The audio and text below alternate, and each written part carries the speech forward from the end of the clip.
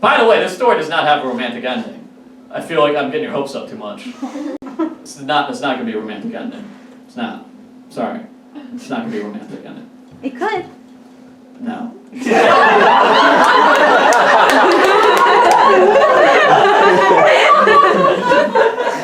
Unless you can make something happen, because I only have a few more shows here. I can't rent this place out for another 15 nights. I mean, this has been expensive.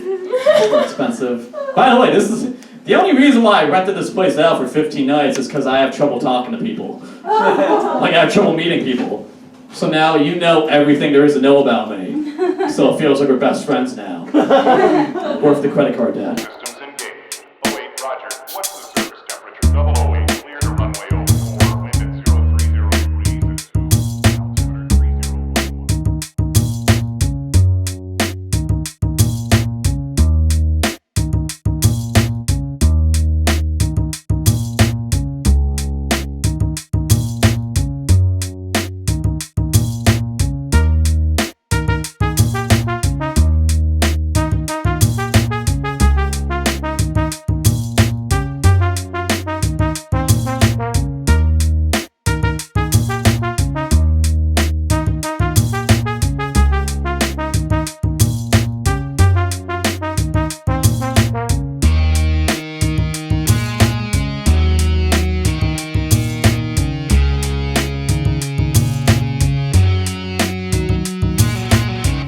Hey, I'm here with Mike Lemme. He's a great New York City comic, and he's got some really exciting news he's going to share with us.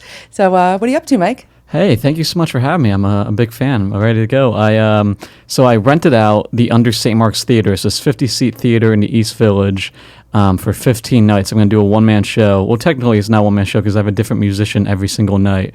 So every Thursday, Friday, Saturday, and Sunday from November 10th until December 4th, I'm going to do an hour of stand-up comedy, and then I have a different musician every single night, and I'm self-funding everything. Do you think that by doing this and by not asking for money, people will assume that you're more successful than you are because you're just like, hey, I got a 15-person show? I think people had that in mind, and then I started to bring up the money. Because when I was just saying, I'm renting out, I'm doing this 15-night show, I'm doing like a one-man show for 15 nights, people were like, oh, that's interesting. But then when I said I spent $7,000 on it, they're like, how do you have $7,000? Because people know like I've been living off 99-cent pizza for years, and like I just bought a bed like 2 years ago, and I've been bragging about it nonstop. And I've been temping at the same place for 2 years, so like I don't have I have a steady job, but I'm still a temp. So like once I brought up the money and like the taking the shot and risking it, people got more excited about the process. So tell us a little bit about what your show is going to be about. Oh, nice. Very smooth. I like it. This show is kind of like an apology to my parents. So for the past 10 years, I've been writing different kinds of jokes about my family. Like I didn't know how to deal with my problems as a kid, so I started doing stand-up comedy, and most of my stand-up revolves around making fun of my family. And my mom suffers from a pretty bad mental illness. And the way I dealt with my mom's illness is by making fun of it. And it got pretty mean. It got pretty rude. So these shows are kind of like me realizing that like none of that was her fault, and it was pretty rude of me to make fun of her for it. So the show is about like learning how to move on from the past without kind of like ruining your relationships with your family. That's great. I'm trying to learn how to live in the moment instead of always overthinking what I went through as a kid. Oh, that's just, so. Do you have any family that's coming to the show? Yeah, a lot of family. Oh, that's great. Yeah, is your mom going to come? Do you think? No, we haven't talked in a long time. So it's kind of like, hopefully, I can put this out there and maybe turn it into an album, and it'll show her that like I want to reconnect or something like that. I am recording an album tonight. Recording a comedy album tonight. Tonight is the night. Tonight we're going to make this happen. Saturday night, New York City. This is it. This is show number 14. I rented this theater out for 15 nights, and this is show number 14. So I need you guys to step your fucking game up tonight, okay? No pressure, but this is the album right here. This is it. Welcome, grab a seat. What's your name, man? John. John, you're on the album. Congratulations, John. Are you getting paid for that? Fuck no, you're not getting paid for that, John. Come on, bro. Where are you from? New York City. New York City. Perfect. I'm not from New York. I'm from a small town in Massachusetts. but I love living in New York City, okay? New York City changed my life. You only rent a theater out for 15 nights in New York City, okay? You don't do that anywhere else. This is it. This is night 14. This has to be the album, okay? It has to be. Because I have a potential album, like, in the can right now. And depending on how good you guys are, I might have to go with that other album. I might. Fuck you, John. Okay? How dare you? You're supposed to be on my side, okay? How dare you? Because I want this one to be the album. This is what I want. Because the other one is a recording from a Sunday afternoon show. 3 o'clock in the afternoon. Prime time for comedy, okay? Sunday, I was competing against God, football, and brunch. It was tough. It was tough, man. It was tough. It was a tough time, baby. Tough. But you know what happened? Last Sunday, there were 5 women in the audience. Whole family. It was a mom with her 2 daughters, and then like 2 other people, because that's 5. Okay. They're all family though. They're really weird. I was the only man in the building. And you know what? Crushed it. Crushed it. I crushed it for an hour to 5 women at 3 o'clock on a Sunday. Do not make me release that as an album. 2017 is my year, and I think living in New York has shown me that like I might be able to find happiness. I might be able to find love. I didn't know that in my hometown.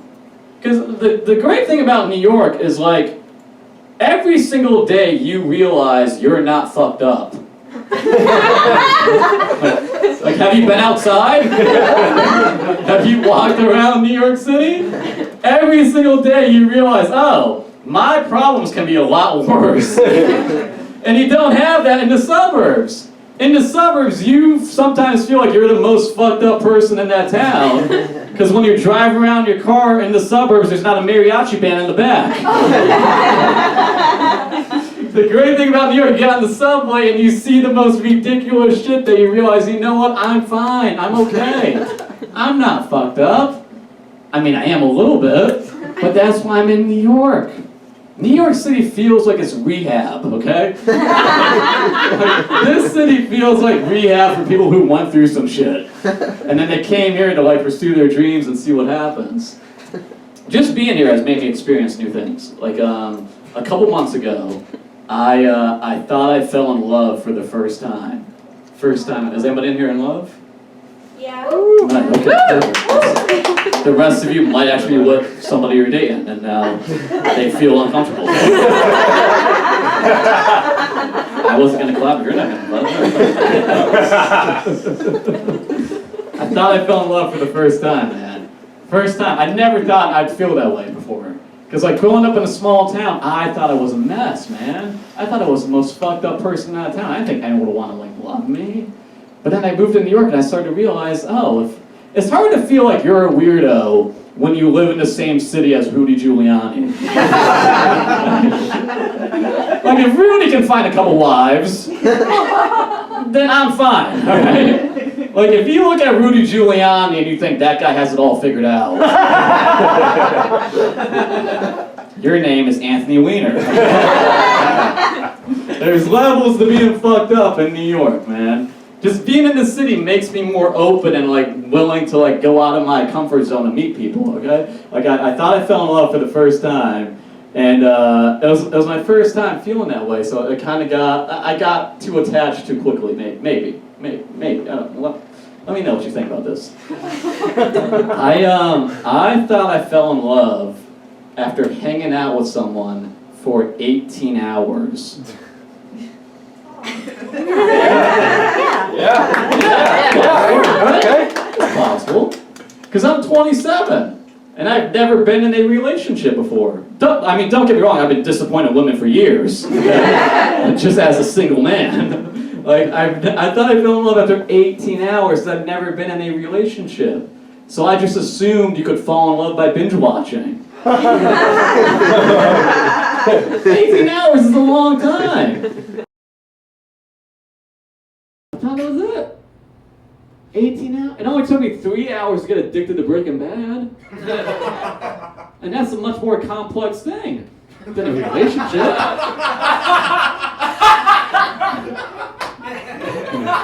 You gotta dedicate way more attention to Breaking Bad than your relationship just to know what's happening.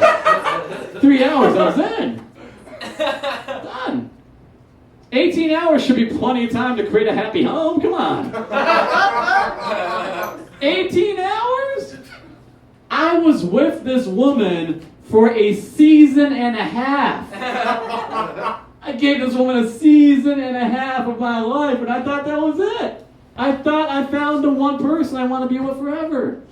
18 hours. You know why I thought I fell in love? Because she made me feel happy, like, in the moment. I thought it was love. I thought it was love because she made me feel a way I've never felt before. She made me feel happy, like, living in the moment. I don't do that. I don't live in the moment. I have my headphones on all the time, jamming out to some Marshall Mathers, wondering what the fuck happened to me back home, okay? Wondering, like, thinking about my mommy issues, my daddy issues. I spent my whole life worrying about shit that happened to me 15 years ago. And this woman made me happy for the first time, just on a random night. You know, I was out of my head for the first time ever. She made me realize that, like, oh, I don't have to stay in this head my whole life. I can be happy just, like, being in the moment. That's ridiculous. I want every moment of my life to feel like those 18 hours now. Because I'm bad at overthinking. I'm awful. That's like my biggest problem is I overthink. I mean, my biggest problem, I need to gain some weight, obviously. And buy some less skinny pants. These are some skinny ass pants I got on. But in New York City, this looks normal. One of the best things about New York is in Brooklyn, I look healthy. Like, I'm not sick, okay? But when I leave New York City, people think I am. Back in Massachusetts, they're like, hey, Mike, are you hungry? In New York, they're like, hey, do you know if a good, like, vegan spot? Different lifestyle, man. I want to live in the moment. That's all I want to do. I want to, like, you ever go out to a bar and you see people having fun?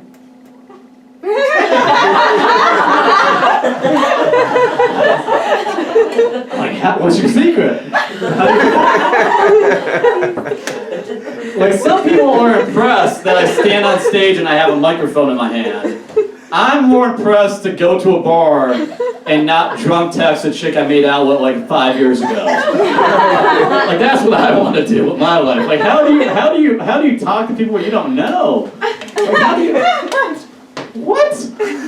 How do you go to a bar and not get hammered and sit in a corner? Like, how do you do that? I want to know how to be spontaneous. Like, I'm so bad at living in the moment that I wrote this. The sentence I'm saying right now. 6 months ago. This sentence is in my notebook. I knew I was going to stutter on notebook. Word for word right now. Like this. It might sound like I'm saying this for the first time, but trust me, I have rehearsed this nonstop for months.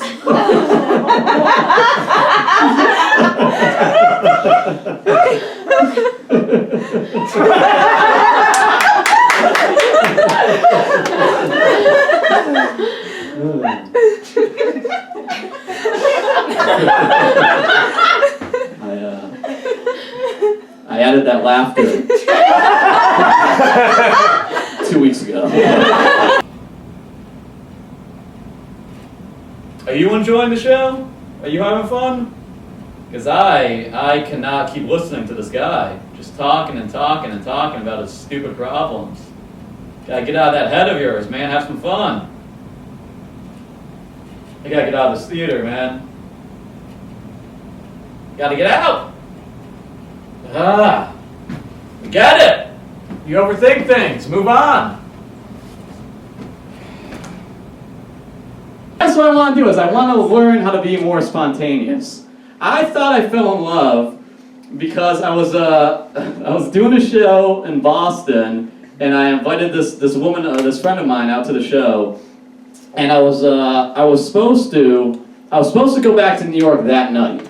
I was supposed to take a 1 a.m. bus back to New York City that night because I overthink everything. And I just had a round trip bus ticket to come, like I was doing a show in Boston. I was gonna come back to New York that night for no reason. It was a Friday night. There's no reason to be in Times Square at 5 o'clock in the morning, okay? At Port Authority at 5 o'clock in the morning. There's no reason for that. But I was gonna take this bus back, but instead I ended up going back to this woman's place in Rhode Island, and it was ridiculous. Like, that was the most spontaneous thing I've ever done in my life. And you know how it happened? She said, Mike, are you really going to take a 1 a.m. bus back to New York? And I said, the most confident, masculine thing I've ever said in my life. That moment. I had to lose yourself in the this is my shot. My one shot, my one opportunity. I looked her in the eyes and I said, well, if it's cool with you, can I like crash at your place?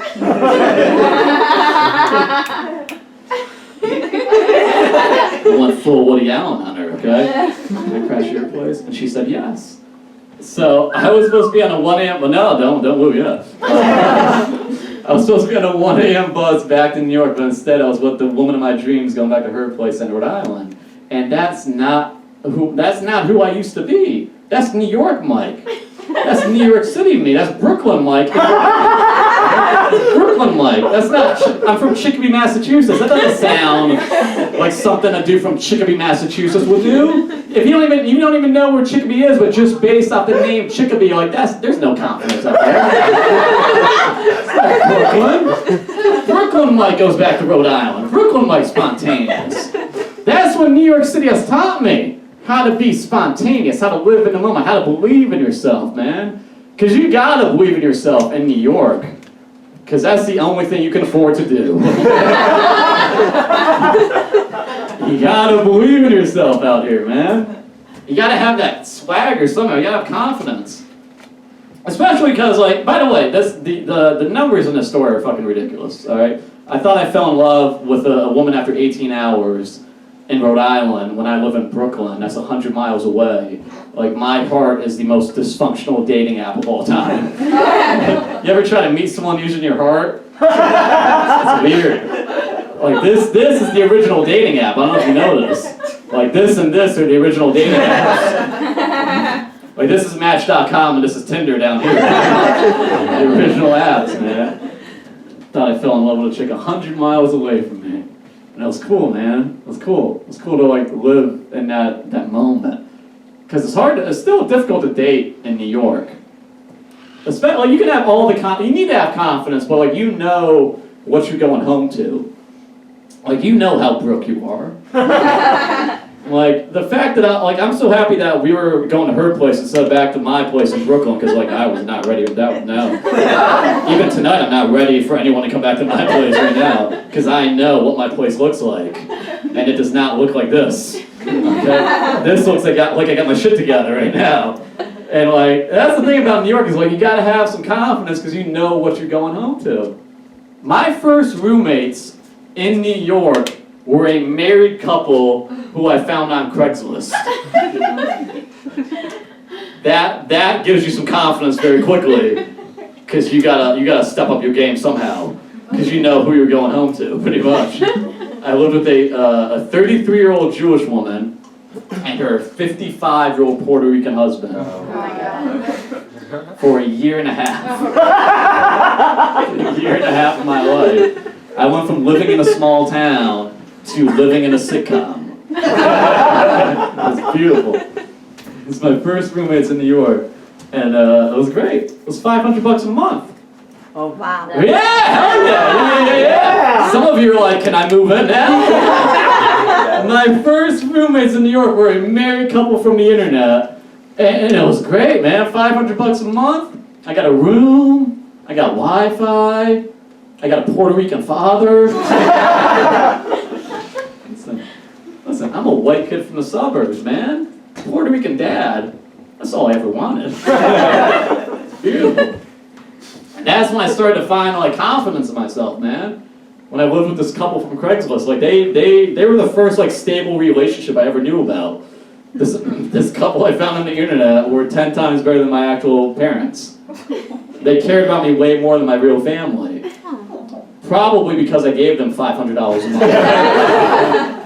month. Like, no one will believe in you more than a couple you meet on the internet.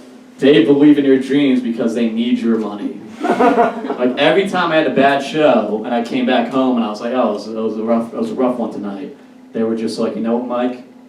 You'll get that tomorrow. But in the back of their head, they were like, cha-ching. I got this guy for another month at least. That's it. I wouldn't have known how to like be spontaneous and not get on that 1 a.m. bus if I didn't live with a couple I found on the internet. New York City is the reason why I'm still alive today. If I did not move to New York, I'd be screwed, man. Like Eminem doesn't put out enough albums to make you sane enough in the suburbs, man. If I was still back in my hometown, there's no way I would have even talked to this chick in Rhode Island. There's no way I would have even like made eye contact with her. I would have been too nervous. New York's amazing. It gets you out of your head. You know you're not fucked up in this city because people talk about their problems. You can't avoid somebody's problems. They talk about everything that bothers them in this city. You talk about your dreams, you talk about your fears, you talk about your hopes. That's the cool thing about being in New York, is there's no privacy. There's no privacy at all. And it makes me feel 10 times safer than living in a small town. Because once in a while I'm walking around New York and I feel like I might get killed. Yeah, but that's part of the experience. That's kind of why you move here, to live on the edge, experience life. In the suburbs, sometimes you think about killing yourself. And that's 10 times more dangerous, okay? That's way more dangerous, okay? That's horrifying. Thank you. I wrote that months ago as well. Thank you. I don't know if you know, but this is show 14. I've been doing this a while. You know, when you invest a lot of money into the show, you don't want to fuck it up. You know, you want to. Hey, we only got one more after this, and tomorrow, Sunday, 3 o'clock. That's my bread and butter. That's it. It's dangerous, man. New York City should teach you that the world is a safer place when the person who wants to kill you is not you. That's what 4 years in New York has taught me. Like, what's the worst thing that's going to happen to me out in Brooklyn? What's the worst thing? I might get shot? Fine. Shoot me. Fine. Shoot me, huh? Just don't say nobody loves you while you pull the trigger. I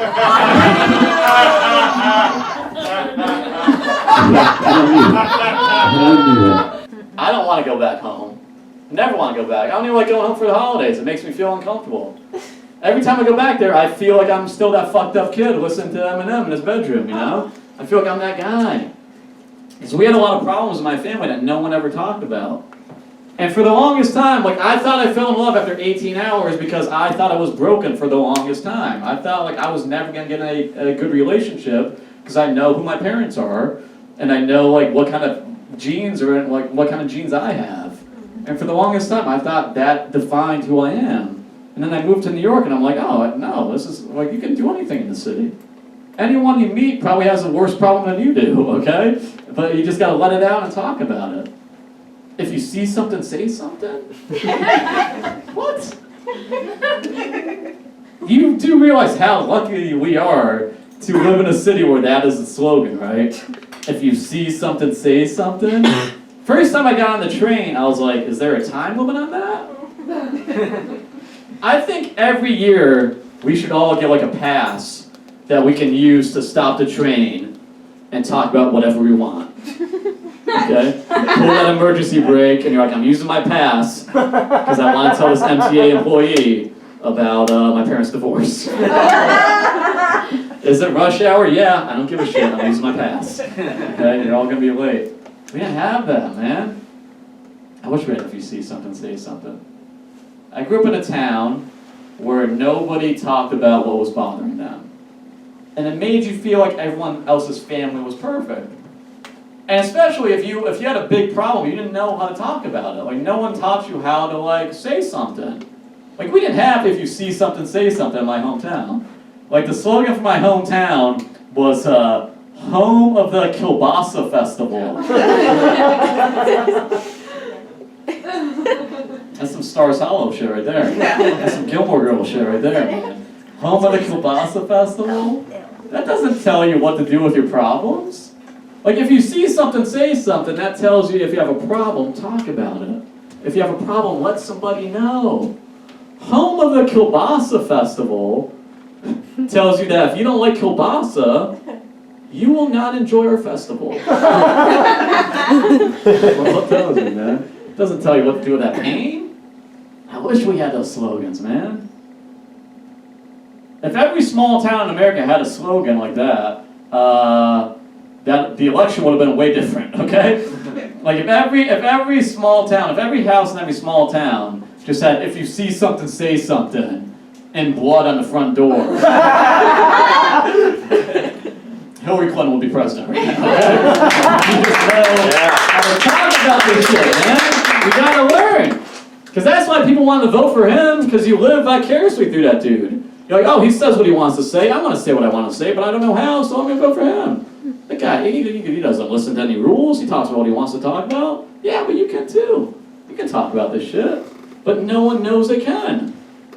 I had a messed up family when I was a kid, but my family was a mess, but also, like, the town I grew up in made things worse.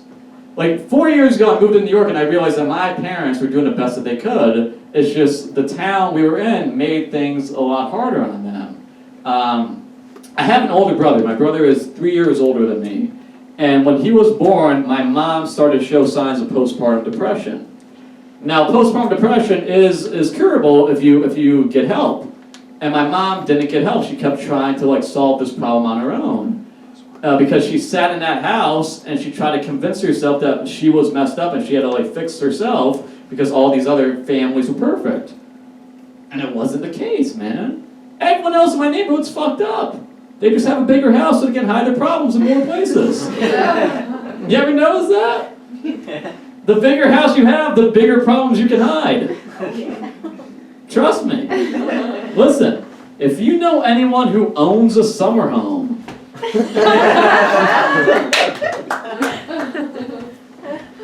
get the fuck away from them. Because that's a lot of rooms, okay? To hide some problems all winter. Some sketchy shit. Next time you see your friend with that summer home, be like, hey man, I gotta check this place out.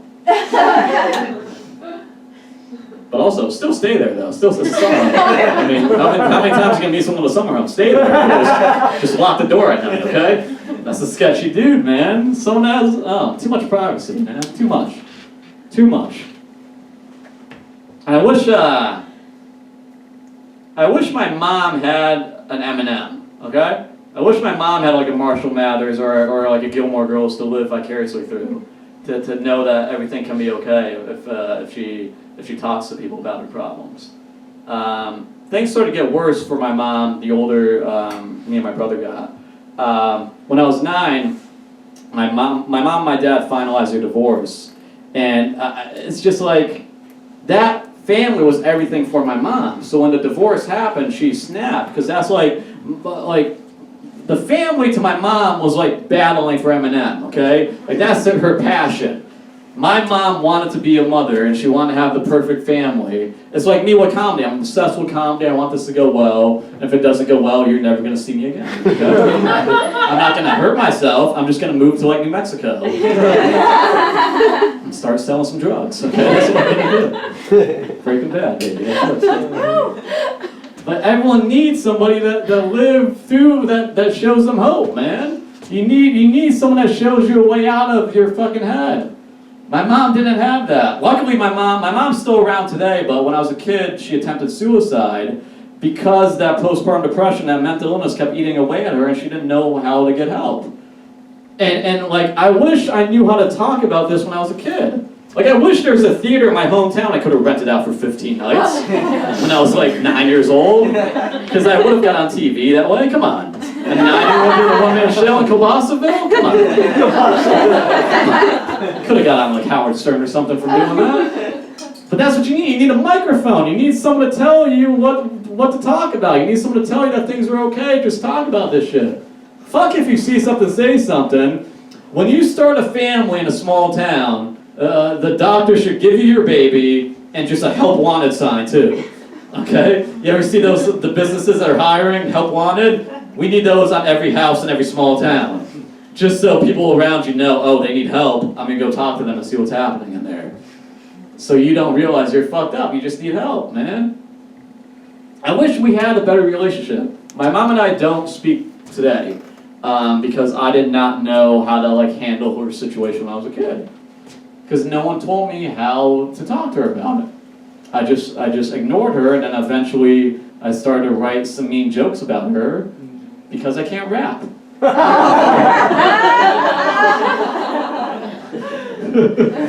You should never have to turn to Marshall Mathers for advice on mental health.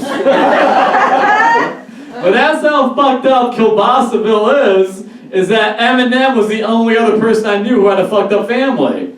So I just listened to him all the time. Because I wasn't going to talk to other kids at school. I wasn't going to walk up to a kid at recess and be like, hey man, quick question. Do any of your parents have a mental illness?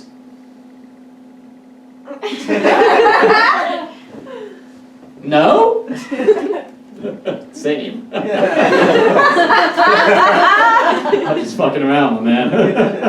If you need me, I'll be over at the monkey bar, say to myself. That's it. Had to keep it inside, man. And the more you keep that shit inside, the more you start to resent the person that you're mad at. Like, I was mad at my mom because I thought she controlled what she was going through. I didn't know that was out of her hands. She couldn't control it because she didn't talk about her problems. She didn't have the outlet that I have, okay? She didn't have Twitter, okay? She didn't have Instagram.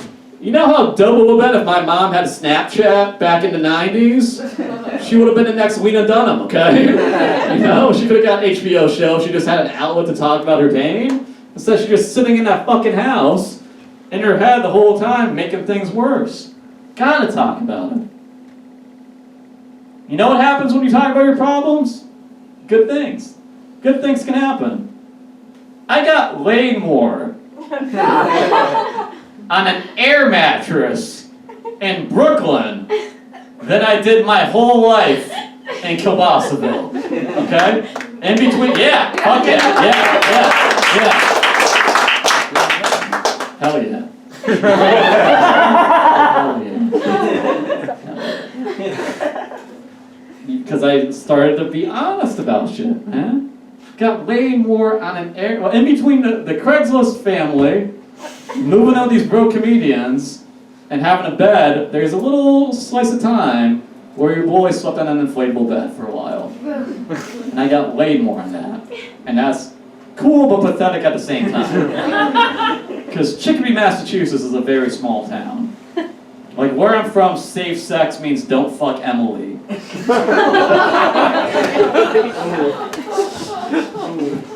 Sounds like you know her. Ooh, I know. Oh, I know. Been there before, absolutely.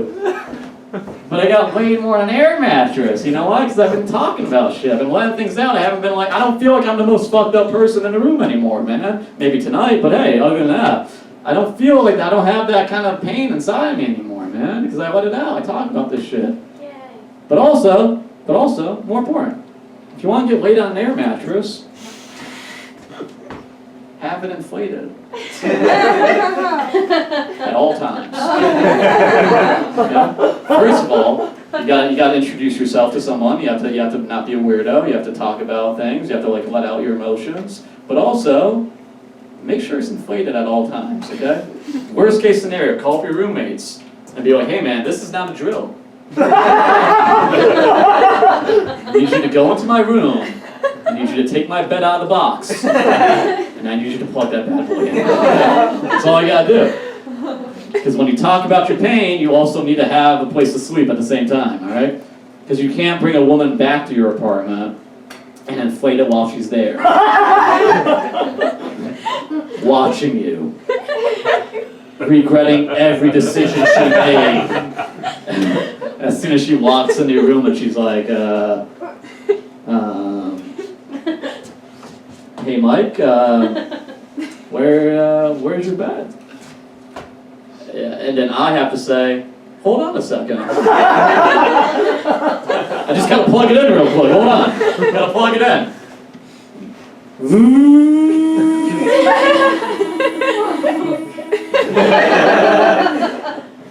You look amazing tonight.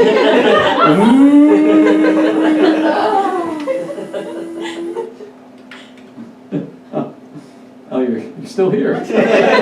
This never happens. I guess we should try this out. All right. Nice and easy now. Nice and easy. No sudden movements. Nice and easy. We can do this. Teamwork. Let's do this. Come on. Nice and easy. Nice and easy.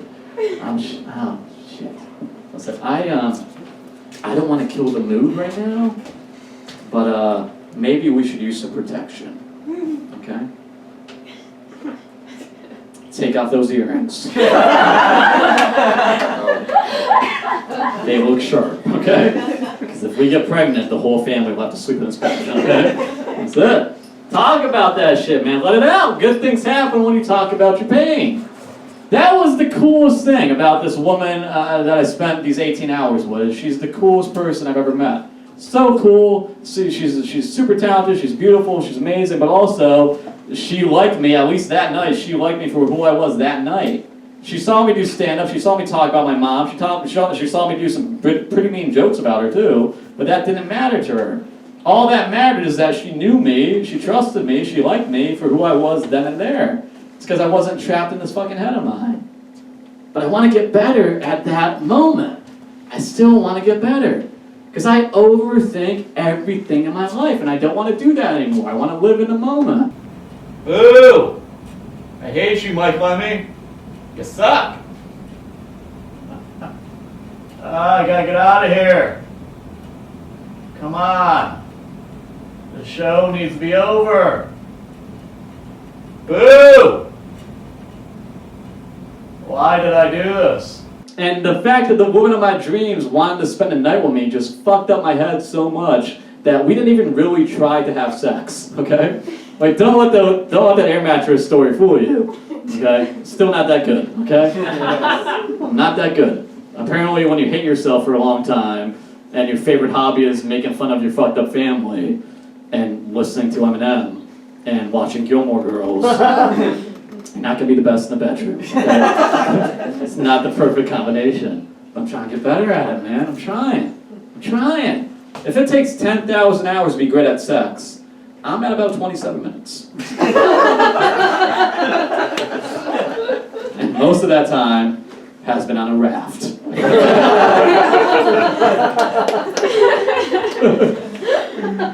Trying to get better.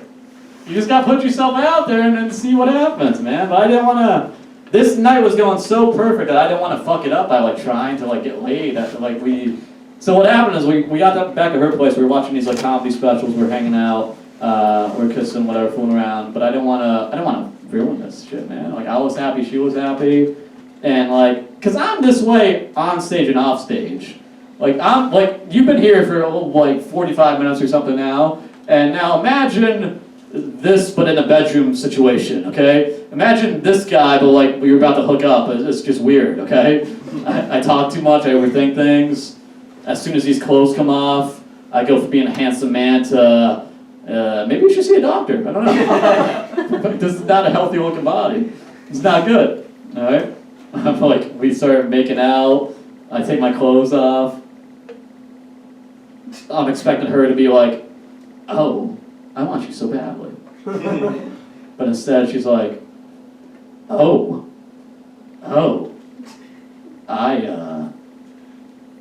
I want your waist.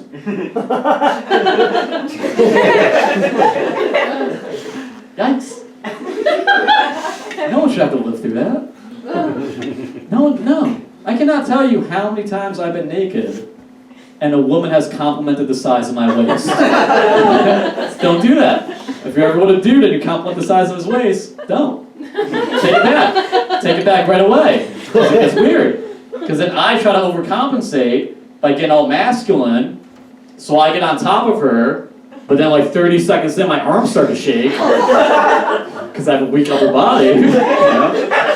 And then all of a sudden she's like, Mike, you know we don't have to do this. We can just cuddle instead. And I'm like, sure, fine, let's cuddle, whatever, cool. And then all of a sudden I become the small spoon. I'm like, how did I end up in this situation?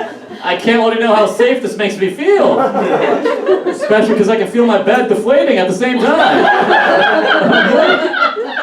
That was not going to happen this night. I was not going to fuck up the night of my life by trying to get laid, man. I don't want to ruin that. Every woman I hook up with deserves like a Medal of Honor, okay? Medal of Honor, the Purple Heart, the Key to the City. Just for going above and beyond that booty Call of Duty, okay? This is complicated, man. I'm a mess. I'm a mess, but I'm aware that I'm a mess. And I'm cool with talking about that shit now, man. That's it. This night fucked me up so much. Like, it was the happiest I've ever been in the moment, man. For 18 hours, this woman taught me that I wasn't broken.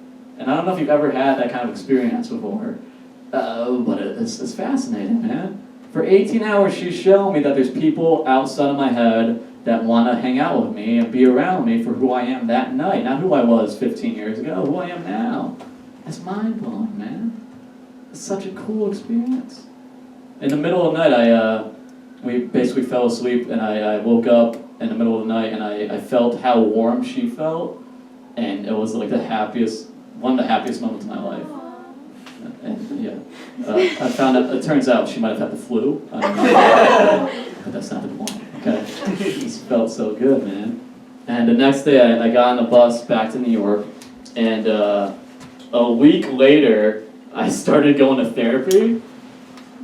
I started going to therapy because I was afraid of ruining a relationship I was not in. Yeah. Yeah. That's how deep this shit goes, man. Like, I want every moment to feel like it's part of those 18 hours. I want to be happy like that forever, man. So I was like, I need to get some help. So I started going to therapy. And, by the way, this story does not have a romantic ending. I feel like I'm getting your hopes up too much. It's not going to be a romantic ending. It's not. Sorry. It's not going to be a romantic ending. It could. No.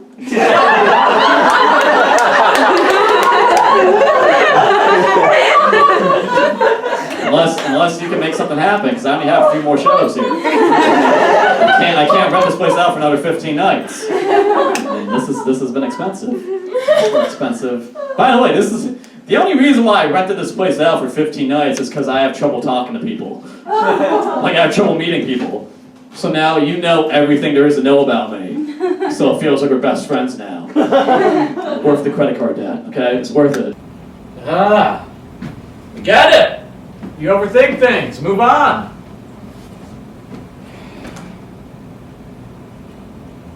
I can't do this. I gotta get out of here. I can't do this. Quit the show. Show's over. I quit. I'm getting out of here. Cannot do this anymore. You know? I put up with this shit for too long. Show's over. I'm done. Gonna go get me some pizza. I hate you, Mike Lemme. I hate you so much.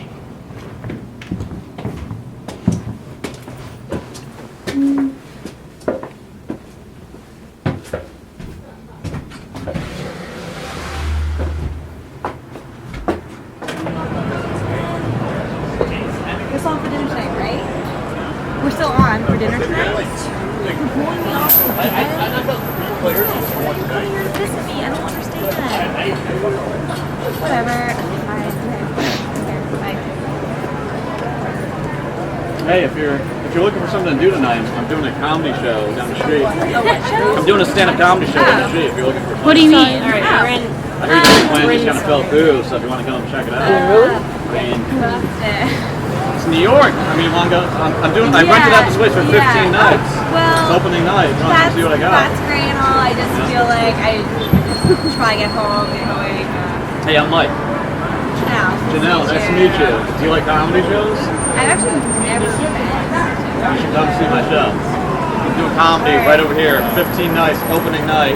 It's New York. Take a chance. Nice. I mean, you are right about all those things, and Wanna my know? friend did just blow me off, so... Living in the moment. Okay, why not? Check Let me it out. blow it. Let's do it. Awesome. Yeah, let's do it.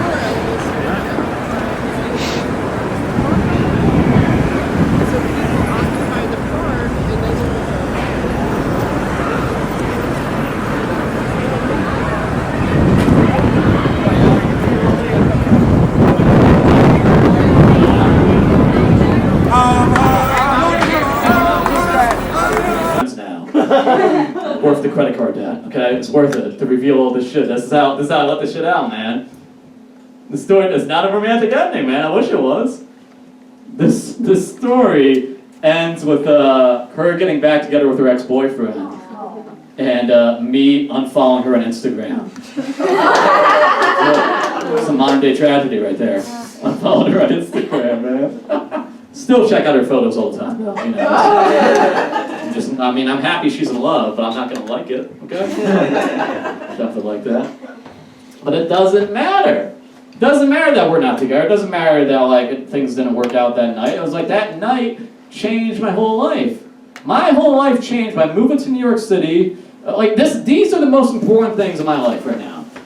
Gilmore Girls, Eminem, moving to New York, chasing my dreams, and these 18 hours I spent with her because it made me realize I'm not fucked up. This whole situation made me realize I'm not fucked up. And it made me wonder, how did my mom become the person she is today? Do you ever realize that you're not the same person you were 15 years ago? And it's because the people in your life have molded you into somebody different? And I want to know, who was my mom before all this shit hit the fan? Who was she? And I want to know, these 18 hours I spent with this woman made me ask more questions about my family. Because there had to have been some kind of happiness there. You ever look at your parents and be like, oh, you guys are really in love? Sure, come on. That's gross. You guys really love each other? Ask them, how did they meet? I did not know how my parents met until September, okay? And I didn't know. For 27 years, I had no clue how my parents met. And apparently, all I had to do was ask. I didn't know that. All I had to do was ask. So, combined with my therapist and this woman teaching me how to be happy in a moment, I went back home. My brother turned 30 recently, and we had a big family dinner for him back in Kielbasaville. It was beautiful. Beautiful, nicest restaurant in Kielbasaville. It was a Denny's, I believe. Cheesiest joke I've ever said. But it was in the moment. Okay, that's not in my notebook. And it will never be in my notebook.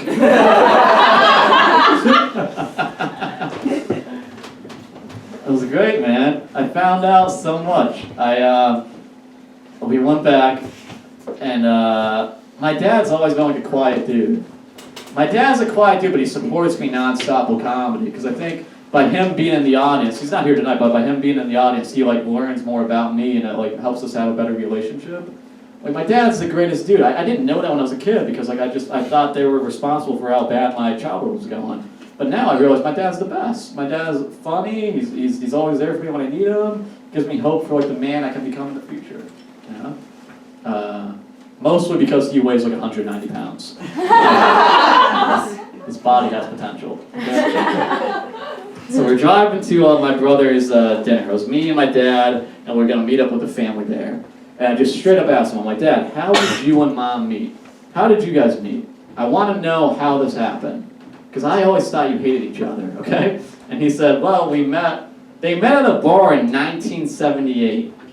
1978, my dad was out drinking at a bar with some of his friends. And my dad is just like me. He's super quiet, he's awkward, he doesn't know how to talk to people. In high school, he was voted class shyest. Aww. Wait, it's hilarious.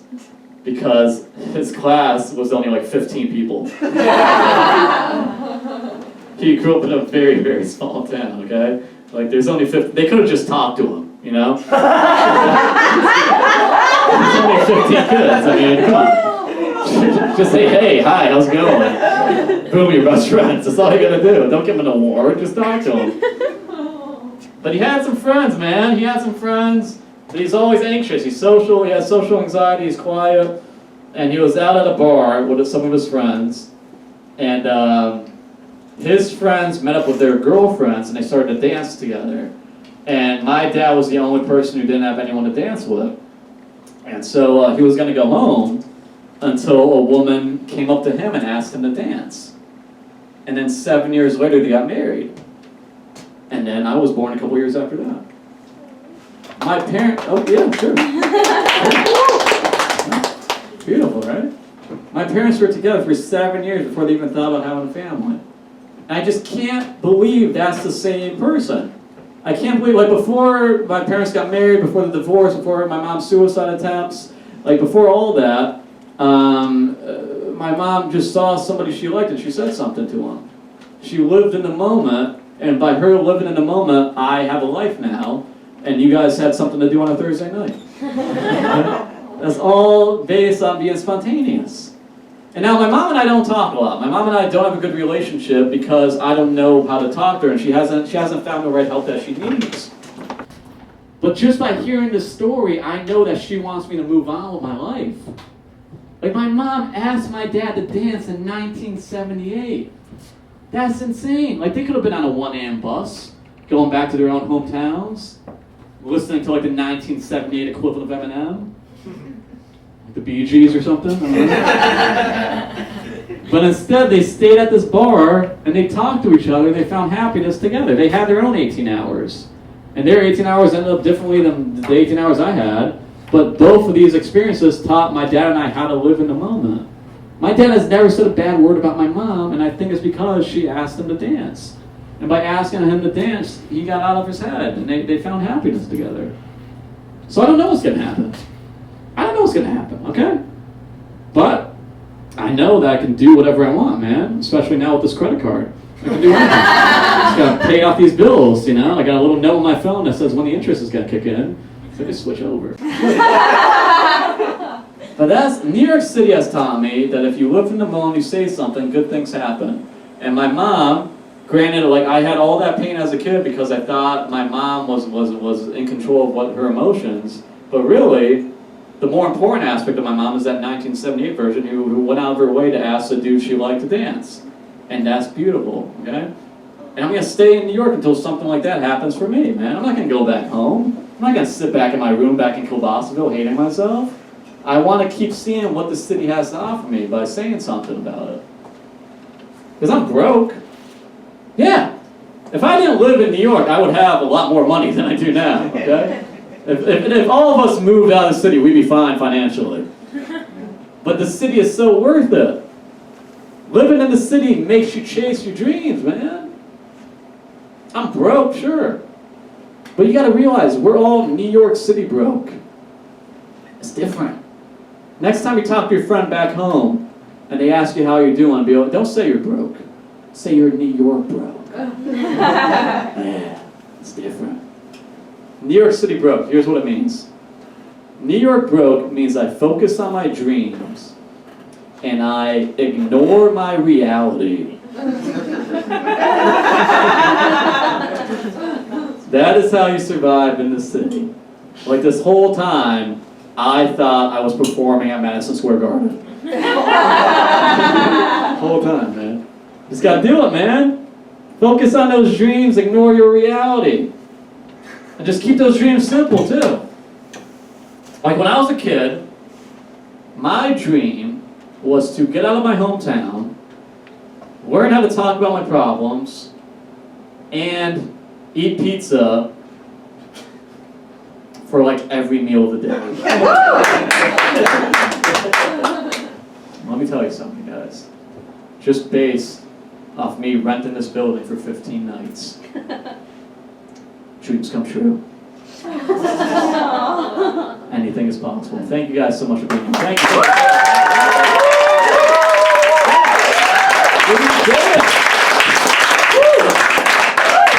Oh, man. You guys are amazing. How much time was that? What was that, Lauren? 56. So close. So close to that hour, man. But we'll get there. We got a couple more shows. You guys are amazing. I want to let you guys know that. I love each and every one of you. Except for one beer. I'm gonna let you decide. Wait, Roger.